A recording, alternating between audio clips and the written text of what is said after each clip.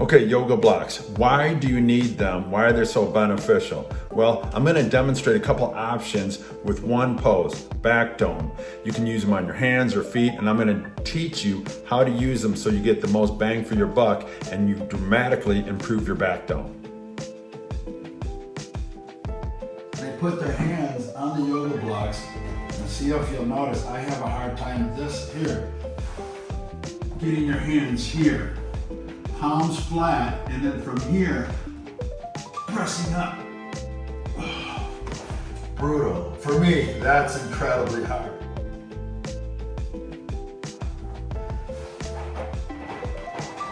Much more height, more of a dome shape to the body.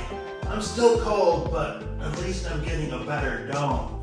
So of the two versions of this, for me, feet on yoga blocks, way more helpful. You challenge yourself. If you can do back dome, you're like, yeah, I can already do back dome, great. And then you're going to use yoga blocks to enhance your back dome more. So put one block between your feet, and then put the next one between my knees, slightly more narrow. Then you can get your hands ready into the back dome position. And then first onto your head, and then second, press up.